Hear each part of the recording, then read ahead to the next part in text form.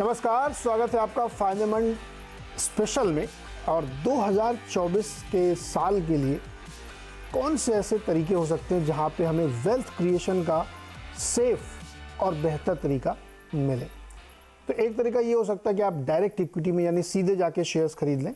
एक दूसरा तरीका होता है कि आप म्यूचुअल फंड के थ्रू जाएं। इस शो में हम कोशिश ये करते हैं लगातार कि आपको अच्छे अच्छे फंड्स की जानकारी दें कि किस फंड में आपको पैसे लगाने चाहिए, जहां आपका फंड मैनेजर बहुत अच्छा है और जो आपके पैसे को कंसिस्टेंटली ग्रो करता हुआ दिखेगा। और जब मार्केट लाइफ हाई पे खड़ा हो तब ये समस्या या मन में प्रश्न ज़रूर आते हैं कि बहुत सावधानी से हमें फ़ंड का चुनाव करना चाहिए, क्योंकि मार्केट लाइफ हाई पे है, यूएस का मार्केट लाइफ हाई पे है। तो इस समय हमें वेल्थ क्रिएशन कैसे करना है। लेकिन जो पूरे इकोनॉमी की, जो देश की इस समय स्थिति है, उससे ऐसा लगता है कि एक बहुत बड़े बुलरन की शुरुआत हुई है अभी, और ये अभी कई वर्षों तक आपको तेज़ी का माहौल दिखेगा। भारत सबसे तेज़ी से बढ़ती इकोनॉमी है और सबसे तेज़ी से बढ़ते हमारा बाज़ार भी है।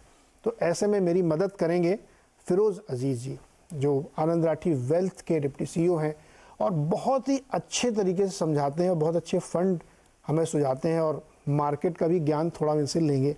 फिरोज़ भाई, बहुत बहुत स्वागत है आपका फ़ायदेमंद फंड्स में, और 2024 के लिए बहुत शुभकामनाएं आप सबको भी।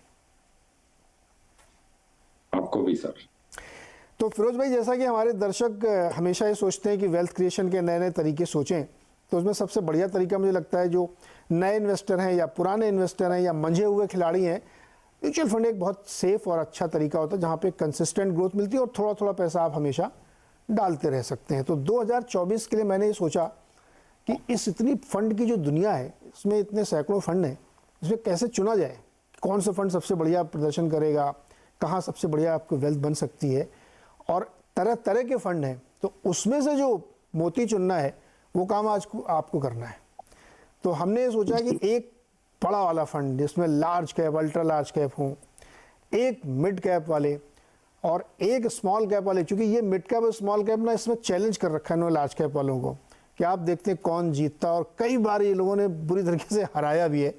तो एक एक उनमें भी, और एक फंड हमें चाहिए जो थीम पर बेस्ड हो, यानी सेक्टोरल फंड होता है, उसमें रिस्क जरूर होता है, लेकिन हमारे बहुत सारे इन्वेस्टर रिस्की भी होते हैं जो रिस्क लेना चाहते हैं। तो एक सेक्टोरल फंड। तो ये 4 प्रकार के फंड मुझे आज आपसे चाहिए सुझाव के तौर पे। लेकिन उससे पहले मुझे थोड़ा मार्केट का ज्ञान दीजिए हमारे दर्शकों को कि मार्केट में इस समय चल क्या रहा है, रोज तेजी बन रही है। नमस्कार सर। जैसे आपने कहा, मार्केट में काफी तेजी है। चल ये रहा है कि तीनों वेरिएबल्स जो हैं, जो शॉर्ट टर्म की वेरिएबल होती है वो खबरों पे निर्भर करती है, लिक्विडिटी पे निर्भर करती है। मीडियम टर्म पे कंपनी की आई कैसी है, अर्निंग्स कैसी आ रही है, उस पे निर्भर करता है 2-3 साल में निफ्टी कहाँ जाती है। और तीसरा, लंबी अवधि में इकोनॉमी पे निर्भर करती है मार्केट। ये तीनों वेरिएबल्स डिक्टेट करते हैं short term, medium term, long term market को। आज की जो करंट मिश्रण है, कॉम्बिनेशन है, ये तीनों वेरिएबल्स पॉजिटिव निकले। तो इसीलिए markets are at the peak. क्यों तीनों पॉजिटिव निकले? एक तो खबर ऐसी आई स्टेट इलेक्शन के बाद कि भाई ये गवर्नमेंट की कंटिन्यूएशन की संभावना थोड़ी और बढ़ गई। काफी हाई थी पहले से ही संभावना, और बढ़ गई स्टेट इलेक्शन के रिजल्ट्स के बाद। तो खबर अच्छी आई तो 57,000 58,000 करोड़ एक ही महीने में आ चुका है। उसके पहले नवंबर में 9,000 करोड़। तो इसकी एक कॉन्टेक्स्ट मिलती है, 9,000 एक महीने में, और इस बार 57,000 58,000 आ चुका है। That's point 1। दूसरा, कंपनी की आईओ ने भी बड़ा अच्छा सरप्राइज ही दिया है। 2 क्वार्टर के रिजल्ट्स हो चुके हैं। अगर इसका हम हिसाब करें तो निफ्टी की जो 945 की अर्निंग की हमारी एस्टिमेट थी, वो अपग्रेड होकर 960 हो गई। पर पीस ऑफ निफ्टी 960 की इस साल की कमाई की उम्मीद। रहा सवाल इकोनॉमी का, जीडीपी देख लें, जीएसटी कलेक्शन देख लें, फिस्कल प्रूडेंस देख लें, आईआईपी डेटा देख लें, और कोई भी और इन्फ्लेशन डेटा देखें, ये 5-7 जो इंपॉर्टेंट इकोनॉमिक वेरिएबल्स है वो भी काफी पॉजिटिव है। तो ये तीनों चीजें एक साथ आना एक कोइंसिडेंटल चीज है। That's why we are at where we are, in my opinion sir. ये जिनको कहते हैं जो गोरे लोग हैं, ये इंतजार कर रहे थे कि विधानसभा के चुनाव देख लें उसके बाद आना शुरू करें। बड़ी दिलचस्पी ले रहे हैं क्या आजकल चुनाव में वो लोग? यस, हमने चुनाव के जो 1999 से एनालाइज किए थे, उसमें चुनाव एक जनरल इलेक्शन एक अपॉर्चुनिटी होती है। वो भय की वजह से लोग पैसे साइड में रखते हैं। अगर वो भय निकल जाता है तो मार्केट गिर जाती है, कभी कभार एडवर्सिटी आती है तो नीचे गिर जाती है, गिरने के बाद लोग खरीदने लग जाते हैं। तो irrespective election years are opportunities. Last 5 general elections में पॉजिटिव रिजल्ट ही आया, 1 ईयर की इन्वेस्टिंग पीरियड्स में भी मिनिमम 10% की रिटर्न आई है। तो आई थिंक जनरल इलेक्शन का बहस ज्यादा है, बट एक्चुअली वो एक अपॉर्चुनिटी। जनरल इलेक्शन एक अपॉर्चुनिटी है और उसकी वजह से काफ़ी कुछ माहौल में बदलाव आ रहा है और देखने को हमें मिल रहा है। तो इसीलिए हम सोच रहे थे कि अच्छा, पहले तो एक ये जो बहस चल रही है आजकल बहुत, large cap versus mid and small cap, हमारे छोटे भाई लोग जो है ना एकदम धुआंधार बैटिंग कर रहे हैं। आप उसमें किस साइड में हैं? देखिए, मेरे हिसाब से जिस साइड में पैसे बनने की संभावना ज्यादा हो उस साइड में हम चले जाते हैं, पिन पहनने की लोटे की तरह हम। बट कमिंग बैक, अगर हम एनालाइज करें तो स्मॉल कैप्स की जो निर्भरता होती है वो लिक्विडिटी पे बहुत ज्यादा होती है, अर्निंग्स पे भी होती है, बट मैक्रो इकोनॉमी पे उनकी निर्भरता कम होती है, निफ्टी कंपनियों की ज्यादा होती है। तो अगर हमें स्मॉल कैप की रैली की प्रोजेक्शंस करनी है तो हमें लिक्विडिटी पे ज्यादा तवज्जो देना है। इसीलिए हम एक टीम रखे हैं जिसमें स्मॉल कैप की हर दिन की जो स्मॉल कैप फंड्स की जो इनफ्लो आती है उसकी हम शाम को रिपोर्ट तो इस महीने दिसंबर में अब तक ऑलमोस्ट 4000 करोड़ आ चुका है। अगर ये 10 दिन तक नेगेटिव इनफ्लो आए तो एक डर की बात रहती है, पहला खतरे का साइन। तो अभी तक वो पहले खतरे का साइन भी नहीं आया है स्मॉल कैप में। That's point 1। पॉइंट 2, एफआई की जो इन्वेस्टमेंट्स हैं, आप देखें टॉप 20 एनएससी स्मॉल कैप 250 में एफआई की होल्डिंग काफी बड़ी, भले ही डोमेस्टिक इंस्टीट्यूशंस की नहीं बड़ी हो, एफआई की काफी बड़ी है। दैट अगर वो रिवर्स होता है, जब एफआई पैसे निकालने लगेंगे तो स्मॉल कैप की अंडर परफॉर्मेंस भी चालू हो सकती है। तीसरा पॉइंट, इस साल जो स्मॉल कैप की आउट परफॉर्मेंस आई है, जो हमने 3 जनवरी को ही कह दिया था कि इस साल आएगी, वो इस बैक पे आई थी 5 साल से 2018 से स्मॉल कैप ने निफ्टी को 4.7% पर एनम अंडर परफॉर्म किया। तो ये जो हुई है स्मॉल कैप की रैली, वो एक अंडर परफॉर्मेंस का करेक्शन है। वो करेक्शन हुआ है, ऐसा नहीं है कि अब स्मॉल कैप इतने भाग गए अब लार्ज कैप को भागना है। तो एक्चुअली स्मॉल कैप दबे हुए थे 4.5-5 साल से, वो ऐसा अमूमन होता नहीं। So that's what has got corrected in this last 1 year of rally 2023। तो अब ये कह रहे हैं आप कि अब अभी तक तो उन्होंने अपना पहले हिसाब पूरा किया है, पिछला वाला एरियर लिया है, अब वो खुल के बैटिंग करेंगे यहाँ से। तो ये तो बहुत अच्छी बात है भाई। चलिए, स्मॉल कैप और मिड कैप में, अच्छा वैसे भी आपने एकदम सही कहा, पॉलिटिकली जवाब सही था आपका, पैसे जहाँ बने, इसमें कैप वैप में क्या रखा है, जिधर पैसे बने उधर निवेश करो। तो चलिए शुरुआत करते हैं एक बढ़िया, सबसे बढ़िया वाला लार्ज कैप का फंड जिसमें हमारे निवेशक पैसे लगा सकें। वो क्या होगा 2024 के लिए? लार्ज कैप के लिए आई वुड से Nippon large cap. Nippon large cap एक फंड जो है शैलेश राजभान जी मैनेज करते हैं, उनको कर्जा हो गए मोर देन अ डेकेड, वही स्कीम मैनेज कर रहे हैं। निप्पॉन लार्ज कैप ने निफ्टी को आउट परफॉर्म किया है, 31% की उन्होंने निफ्टी पे मतलब रिटर्न दिया है, 20% 21% निफ्टी ने रिटर्न दिया है, 10% की निफ्टी पे आउट परफॉर्मेंस की है उन्होंने एक साल में, लास्ट 1 ईयर में। लार्ज कैप, लोग कहते हैं कि लार्ज कैप फंड में आउट परफॉर्म करना नामुमकिन सा है, बट शैलेश राजभान जी ने कंसिस्टेंटली लास्ट 2-3 साल से ये दिखाया है। So that's 18,000 crore fund. ये मेरा पहला लार्ज कैप पिक होगा। लार्ज कैप में भी इन्होंने अल्फा जनरेट किया जबरदस्त तरीके से, ये तो कमाल है। मतलब एक बड़े बड़े स्टॉक में तो एक मॉडरेट रिटर्न मिल जाए, लोग उसी से खुश रहते हैं, क्योंकि साइज बहुत बड़ा होता है। तो अगर वो 10-15%, 10-12% भी ग्रो कर जाए तो बहुत बड़ा। यहाँ तो 20%, 21%, 25% तक के रिटर्न्स इन्होंने जनरेट किए हैं। एक सवाल बताइए, जो लार्ज कैप में चूंकि बैंकिंग एंड फाइनेंशियल्स का बहुत ज़्यादा वेटेज है, इंडेक्स में भी और फंड में भी हम देखते हैं कि ज़्यादातर फाइनेंशियल्स में रहते हैं, क्या फाइनेंशियल्स में कोई आपको ऐसी थीम दिखती है जो आगे चल के उनके निम्स को मॉडरेट कर दें? आई थिंक फाइनेंशियल सर्विसेज, जैसे आपने कहा, बिल्कुल सही फरमाया, 26% की निफ्टी की जो वेट है वो बीएफएसआई सेक्टर से आती है, मतलब 1/4 एक सेक्टर पे है ना, बहुत बड़ी बात होती है। और उसमें भी 3 डिफरेंट काइंड्स ऑफ मॉडल्स हैं, जैसे आप बैंकिंग एक है, जैसे बिग बैंक्स हैं, फिर एनबीएफसीज हैं, फिर एक फी मॉडल्स जो इमर्ज हो रहे हैं, जैसे एसेट मैनेजमेंट कंपनीज भी आज 4 लिस्टेड है, 5वीं लिस्ट होने की फिराक में है। कैनरा रोबेको की भी अनाउंसमेंट आई है कि वो भी अपनी सब्सिडरी को कैनरा बैंक लिस्ट कराना चाहती हैं। तो वो जो फी मॉडल है फाइनेंशियल सर्विस का, वो अंडर लिस्टेड है। आइडियाज उसमें कम थी, बट अब बढ़ रही हैं। सो आई थिंक उधर जो आरओईज आती हैं, रिटर्न ऑन इक्विटी काफी ज्यादा होती है। सो आई थिंक क्योंकि फाइनेंशियल सर्विसेज एक as a sector itself expand हो रहा है। आज आपकी एचडीएफसी लिस्टेड है, Nippon asset management company listed है। तो आई थिंक फाइनेंशियल सर्विसेज में थोड़ी सेक्टर के अंदर ही रोटेशन जरूर देखने को मिलेगी, ये मेरा मानना है। And that's how a large cap fund like Nippon large cap will protect it's alpha. Okay, तो पहला लार्ज कैप है Nippon India large cap fund, इसमें आप निवेश कर सकते हैं। अब दूसरा फंड बताइए जो मिड कैप का हो और मिड कैप में बढ़िया रिटर्न कमा के दे, लार्ज कैप से ज़्यादा रिटर्न कमा के दे। I think Kotak emerging equities एक बहुत बड़ा फंड है, बट फिर भी मेरा ये मानना है कि इसमें अल्फा चलेगी। ऑफ कोर्स इसके जो फंड मैनेजर थे पंकज टिब्रेवाल, वो रिजाइन कर चुके हैं, उनके लास्ट डे इर्द गिर्द ही है। तो ये जो 36,000 करोड़ का फंड है, मेरा ये मानना है कि पंकज टिब्रेवाल ने बहुत अच्छे बिजनेसेस उसमें डाले हुए हैं, और उनके जो सीआईओ थे हर्ष उपाध्याय, वो भी बहुत बेहतरीन फंड मैनेजर हैं। वो इस फंड को टेक ओवर कर रहे हैं और ये 36,000 करोड़ की जिम्मेवारी वो ले रहे हैं। तो मेरा कॉन्फिडेंस है कि इनकी जो परफॉर्मेंस है वो कंटिन्यूड रहेगी। हमारे मॉडल पोर्टफोलियो में लास्ट 4 साल से और काफी सारी आउट परफॉर्मेंस की है। प्रश्न यही है कि पंकज के बाद भी क्या ये फंड आउट परफॉर्म कर पाएगा, गिवन द फैक्ट दैट हर्ष उपाध्याय जो पंकज साहब के सीनियर थे, सीआईओ के दर्जे पे हैं, वो इस फंड को मैनेज कर रहे हैं। नीलेश शाह जो एमडी सीईओ हैं, वो भी एक फंड मैनेजर रह चुके हैं। तो I am not to worried about this fund manager change. तो कोटक इमर्जिंग इक्विटीज एक मिड कैप स्कीम जो है, वो बरकरार है हमारे मॉडल पोर्टफोलियो, इसीलिए this will be the second fund I would recommend sir. अच्छा, फॉर्चुनेटली हर्षा और पंकज दोनों से हमने अपने शोज में अलग अलग बात की है और दोनों ही बहुत ही ज़बरदस्त फंड मैनेजर हैं। अब मेरा तो बायस हो सकता है क्योंकि दोनों मेरे मित्र हैं तो ये जो सवाल का आपने जवाब दिया कि फंड मैनेजर के जाने से बहुत सारे लोग इसको बहुत सीरियसली लेते हैं कि अगर फंड मैनेजर चला गया तो क्या वो फंड चेंज करें।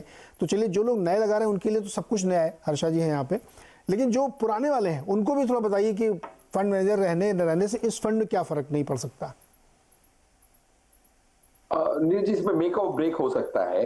इस सिचुएशन में ये चेंज मेरे लिए अच्छा ही हो सकता है, क्योंकि एक 36,000 करोड़ एक बहुत बड़ी एसेट होती है कोटक के लिए as an asset management company. वो अपनी पूरी एनर्जीज डालेंगे, एक फ्रेशनेस आएगी पोर्टफोलियो में, जो इंपॉर्टेंट होती है। After a certain period A fund manager change can actually help. अगर जो टेक ओवर कर रहे हैं जो फंड, वो अगर फंड मैनेजर बेहतरीन हो, तो ये चेंज और एक रोटेशन होता है, उससे काफी फ्रेशनेस आ सकती है एक स्टेल पोर्टफोलियो में।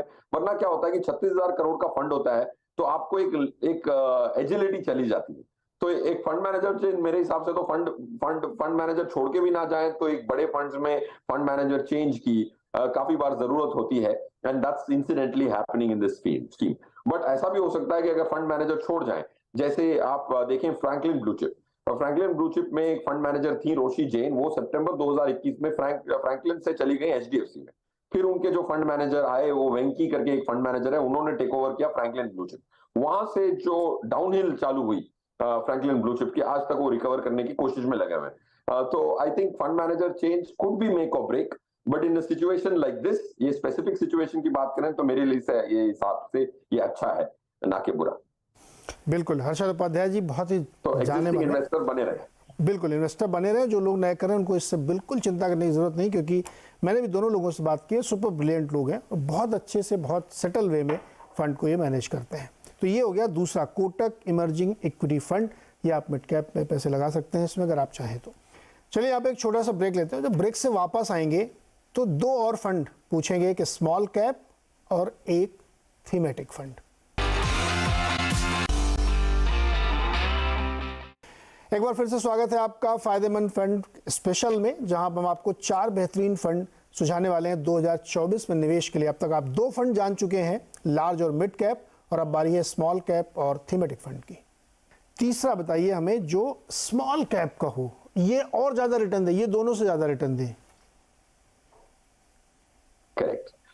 जैसे आपने कहा स्मॉल कैप दोनों से ज्यादा रिटर्न दे सकते हैं, बट इनमें से इन्वेस्टर को भी ये एक अपना फर्ज निभाना होता है कि ये तीसरे फंड में दोनों से ज्यादा आपको टाइम देना बिल्कुल। है, रिस्क ज्यादा लेना है लोग कहते हैं, बट जैसे ही मार्केट में रिस्क दिखता है फिर वो शॉर्ट टर्म इन्वेस्टर बन जाता है। सबसे लॉन्ग टर्म इन्वेस्टर भी शॉर्ट टर्म बन जाता है जब कोई कैटास्ट्रोफी देखता है, तो वो फर्ज इन्वेस्टर को भी निभाना है।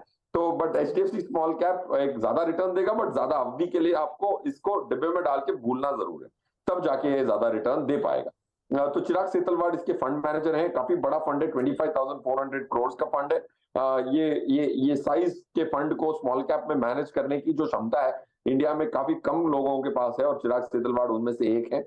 इसीलिए मुझे तो बड़ा गर्व महसूस होता है कि हमारे फंड मॉडल पोर्टफोलियो में है, लास्ट 2 साल से है, और आई थिंक ये अल्फा देते जा रहा है। एंड आई थिंक हमने ये भी रिसर्च की कि ये चिराग सेतलवाड़ साहब करते क्या है कि इतने बड़े फंड में स्मॉल कैप में अल्फा जनरेट कर रहे हैं।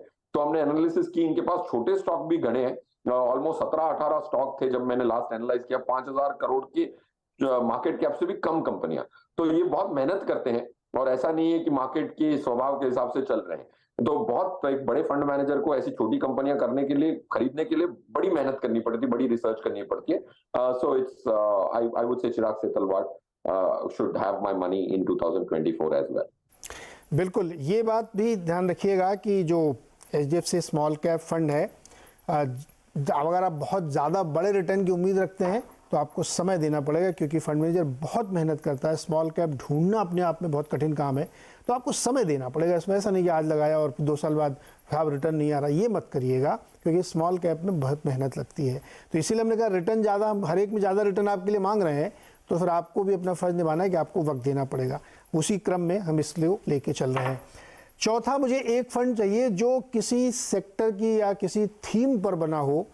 इसमें रिस्क ज़रूर ज़्यादा होता है क्योंकि ये थीमेटिक फंड होते हैं, लेकिन अब आजकल माहौल ऐसा चल रहा है, सेक्टर समझ में नहीं आ रहा है, हमारे दर्शक सारे कंफ्यूज हो जाते हैं। जिस सेक्टर में देखो वही चल रहा है, इधर भी चल रहा है, उधर भी चल रहा है, पीएसयू भी चल रहे हैं, सब चल रहे हैं। तो आपके हिसाब से कौन सा सेक्टोरल फंड होगा जिसमें पैसे डाले जा सकते हैं? सर मेरे हिसाब से इसको मैं थीम बेस्ड कहूंगा, प्योर सेक्टर नहीं कहूंगा, बिकॉज इसमें कंजम्पशन की एक थीम है। मेरे हिसाब से इंडिया की जो आबादी है और जो यंग पॉपुलेशन है और उनके जो सपने हैं, वो फ्यूल करता है इकोनॉमिक ग्रोथ की वजह से जो कंजम्पशन इंडिया में होने वाली है अगले 8-10 सालों में। 8-10 सालें बहुत लंबी होती हैं, बट आई थिंक 3-4 साल में ये बहुत अच्छी तरह से पैन आउट होगा। इंडिया की जो कंजम्पशन स्टोरी है वो आपको गलियों में, मॉलों में, हर जगह, फ्लाइटों में दिखेगी। वो कंजम्पशन स्टोरी प्ले आउट होगी। अगर इकोनॉमी अच्छी कर रही है तो रूरल कंजम्पशन थोड़ा लैकलस्टर है, बट वो भी रूरल कंजम्पशन भी बढ़ेगा जैसे गवर्नमेंट की स्पेंडिंग बढ़ेगी, और आपकी जो टैक्स कलेक्शंस है उसकी वजह से जो टैक्स बढ़ती है, तो टैक्स बढ़ती है तो गवर्नमेंट के पास पैसा ज्यादा आता है। गवर्नमेंट जब खर्चा करने लग जाती है तो फिर लोगों के, गरीबों के हाथ में पैसा आता है, क्योंकि गवर्नमेंट इंफ्रास्ट्रक्चर पर खर्च करती है, गरीब इन्वेस्टमेंट नहीं करता, उसको खर्च कर देता है। तो consumption as a theme over the next 2-3 years Nifty से आउट परफॉर्म करने की क्षमता रखती है 5-6%। तो ये एक सेक्टर में आप पैसे डाल के भूल सकते हैं। देखिए स्टॉक वाला जो इन्वेस्टर होता है वो आज पैसे डालता है, 15 दिन बाद निकाल लेता है। म्यूचुअल फंड वाले इन्वेस्टर को अगर सेक्टर में जाना है या थीम में जाना है तो ऐसा थीम चाहिए जहां स्ट्रक्चरल बुल रन आने की संभावना हो। इसीलिए with limited choice, with this caveat, SBI consumption fund, opportunities fund एक अच्छा फंड होगा। सौरभ पंत इसके फंड मैनेजर है, 1700 करोड़ का फंड है, तो ज्यादा बड़ा भी नहीं है। तो फंड मैनेजर की जो घूमने फिरने की, दूसरे स्टॉक के खरीदने बेचने की क्षमता जो है वो काफी इजी हो जाती है। बिल्कुल, सौरभ पंत इसके फंड मैनेजर हैं, एसबीआई कंजम्पशन अपॉर्चुनिटीज फंड। इसमें एक सवाल और मुझे समझाइए, ये जो कंजम्पशन की जब हम थीम लेते हैं ना तो बहुत वास्ट हो जाती है। इस फंड में किस तरीके की कंजम्पशन वाली चीज़ों को ध्यान में शामिल किया जाता है? अगर हम कंजम्पशन की बात करते हैं तो जाहिर सी बात है हमारे इसमें सबसे ज्यादा टॉप ऑफ माइंड आता है कंज्यूमर स्टेपल्स आते हैं, एफएमसीजी जैसी स्टॉक्स आते हैं। और इंडिया में जो एफएमसीजी है वो एक बहुत इंपॉर्टेंट कंजम्पशन होगा। एफएमसीजी की भी बहुत वाइड डेफिनेशंस हो सकती हैं। मेरे हिसाब से देखें तो अगर आज जो डिस्ट्रीब्यूशन नेटवर्क है इस सेक्टर का काफी बड़ा है, डिस्ट्रीब्यूशन फैल चुकी है, बट वॉल्यूम ग्रोथ आएगा कंजम्पशन बढ़ने की वजह से। अब आज आप कोई भी गांव छोटे से छोटे दुकान में चले जाएं, आपको एचयूएल के प्रोडक्ट मिल जाएंगे या कोई भी एफएमसीजी, पॉपुलर एफएमसीजी के प्रोडक्ट वहां मिल जाएंगे। अब खरीदने की देर है। तो point I am trying to make is जो वॉल्यूम ग्रोथ आने वाली है वो इंडिया की ग्रोथ स्टोरी से आने वाली है, distribution network already in place है। That's the point I am trying to make. तो एफएमसीजी है, कंज्यूमर स्टेपल्स है, और other consumptions in terms of एक कंजम्पशन का निफ्टी कंजम्पशन इंडेक्स बनाया हुआ है, उसमें अगर आप देखते हैं तो ऑटो के स्टॉक्स भी 2-4 आ जाते हैं। तो I think this will be basically consumer staples largely. Okay, तो ये हो गए 4 fund, Nippon India large cap fund, Kotak emerging equity fund mid cap का, एचडीएफसी स्मॉल कैप फंड और एसबीआई कंजम्पशन अपॉर्चुनिटीज फंड, ये थीमेटिक फंड हो गया। अब ये 4 फंड आपको 2024 के लिए सुझाए जा रहे हैं। अच्छा फिरोज भाई, इसमें एक साथ पैसा लगाना है या एसआईपी के थ्रू ही जाना है? लमसम भी कर सकते हैं क्या? मेरे हिसाब से एसआईपी के थ्रू जाएं, और अगर आपके पास ऑलरेडी पैसा इकट्ठा हो रखा है तो आपको एसटीपी करनी है, सिस्टमैटिक ट्रांसफर प्लान। तो आपको इन चारों स्कीमों के लिक्विड फंड में पैसा डाल देना है जितना भी है, और जितने भी किस्त आप चाहें 4 से 6 महीने, बट इलेक्शन से पहले ये पैसा डलना चाहिए, उसके हिसाब से आप किस्तें डिसाइड कर लें। हर 15 दिन में एक किस्त डाल सकती है आपकी, तो आपके पास 7-8 किस्तों में पैसा लिक्विड फंड में पहले परचेज करें, और सिस्टमैटिक ट्रांसफर प्लान 6 या 8 किस्तों में 15 दिन की किस्तों में डाल सकते हैं आप। अगर आपके पैसे इकट्ठे नहीं हुए हैं तो आपको एसआईपी करनी है, सिस्टमैटिक इन्वेस्टमेंट प्लान, और फ्यूचर पैसे को जो कमिट कर रहे हैं वो जैसे आपकी आएगी बैंक अकाउंट में, पैसे वो डेबिट होगा। और कम से कम 5 साल रखना है इसको या 3 साल रखना है? कितने समय तक कम से कम रखना है इसको? देखिए, मेरे हिसाब से तो स्कीमों की रिव्यू करना हर साल 2 साल में जरूरी। आपकी जो शादी हुई है वो इक्विटी से हुई, स्कीमों से नहीं करनी आपको। तो मेरे हिसाब से ये स्कीम्स आपको रिव्यू जरूर करनी पड़ेगी 2 साल में, एज अ रिटेल इन्वेस्टर भी 2 साल में रिव्यू करनी पड़ेगी। बट आपको इक्विटी में 10-15 साल 20 साल हमेशा के लिए पैसा रखना है। स्कीमों से रिश्ता इतना गहरा ना जोड़ लें कि आप इमोशनली उसको निकाल ही ना पाए। So to answer your pointed question, 2 साल में आपको रिव्यू करना पड़ेगा। अगर सब कुछ ठीक ठाक है तो बरकरार रह सकते। तो थीमेटिक को रिव्यू करना है, और जो प्योर इक्विटीज वाले हैं जिसमें कोई थीम नहीं है, ओवरऑल है, उसको आप लंबे समय तक रखें। और पैसा हमेशा लंबे समय में ही बनता है, मतलब वेल्थ लंबे समय में ही बनती है, अदरवाइज तो लोग ट्रेडिंग करते ही रहते हैं। तो म्यूचुअल फंड ये 4 बेहतरीन आपके 2024 के लिए। और मेरा एक प्रॉमिस भी है आपसे कि 2024 के मध्य में 6-7 महीने बीतने के बाद, यानी जुलाई अगस्त के आसपास, एक बार फिरोज भाई के साथ फिर बैठेंगे और मैं इनका रिव्यू आपके लिए कराऊंगा, क्योंकि हम थोड़ा और ज़्यादा कॉशियस है। तो 6 महीने बाद इनका एक क्या कहते हैं उसको, स्टेटस अपडेट ज़रूर लेंगे कि क्या चल रहा है। इस बात का हमारा आपसे वायदा है। फिरोज भाई, बहुत बहुत शुक्रिया जुड़ने के लिए, दर्शकों की मदद करने के लिए, और नए साल की आपको, आपके पूरे दोस्तों को और आपकी कंपनी को बहुत बहुत शुभकामनाएं। आपको भी बिल्कुल सर, सेम। तो ये था इस साल का बेहतरीन शो, जो आपके लिए एक फ़ायदेमंद साबित हो सकता है। अगले हफ्ते फिर किसी नए फंड और फंड मैनेजर से आपकी मुलाकात कराएंगे। बहुत बहुत शुक्रिया।